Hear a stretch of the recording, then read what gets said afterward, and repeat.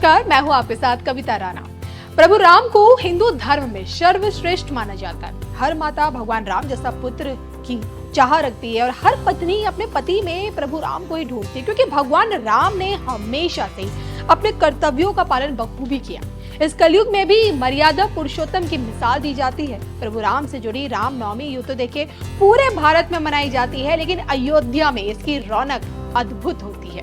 वर्षों के इंतजार के बाद अब जब रामलला अयोध्या में पधार चुके हैं और ऐसे में अब जब मौका रामनवमी का है तो मंदिर के गर्भगृह से एक नया इतिहास रचने जा रहा है। रामनवमी के दिन से रामलला की चौखट से प्रत्येक दिन कुछ ऐसा देखने को मिलेगा जो इतिहास में पहले कभी नहीं हुआ।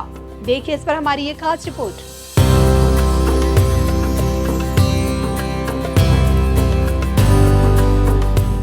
यूं तो आपको पता ही होगा कि हर साल भारत के कई हिस्सों में रामनवमी का उत्सव बड़े ही धूमधाम से मनाया जाता है, लेकिन रामायण के पात्रों को दिखाते हुए जुलूस निकाले जाते हैं, जगह जगह भव्य मेलों का आयोजन होता है।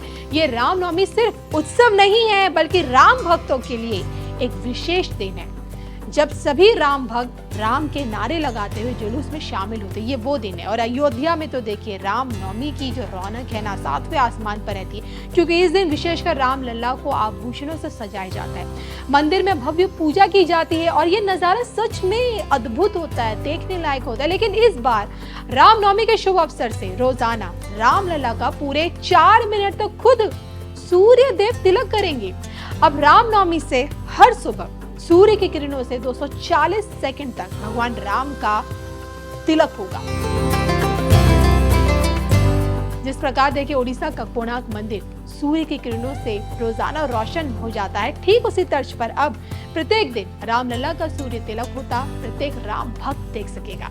आपको ये जानकर हैरानी होगी कि मंदिर के गर्भगृह को इस प्रकार से डिजाइन किया गया है कि सूर्य की पहली किरण गर्भगृह से होकर रामलला के ललाट को छू सके।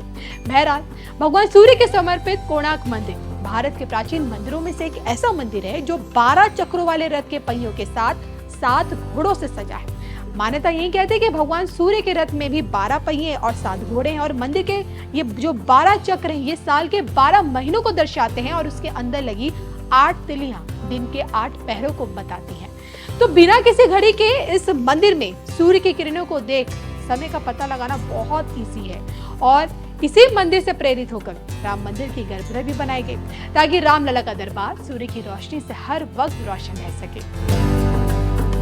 अब बात करें रामनवमी की तैयारियों को लेकर, तो प्रदेश के मुख्यमंत्री योगी आदित्यनाथ 21 मार्च पहुंचे और सबसे पहले हनुमानगढ़ी में संकट मोचन हनुमान के चरणों में नतमस्तक हुए। वहां उन्होंने हनुमान जी के दर्शन किए, फिर सभी साधु संतों से मुलाकात कर उन्होंने प्रभु राम के चरणों में अपनी हाजिरी लगाई, यानी कि राम मंदिर जाकर। और इसके बाद मुख्यमंत्री योगी बाबा ने रामनवमी की तैयारी को लेकर अफसरों से मुलाकात की और आने वाले श्रद्धालुओं की सुरक्षा को लेकर दिशा निर्देश जारी किए।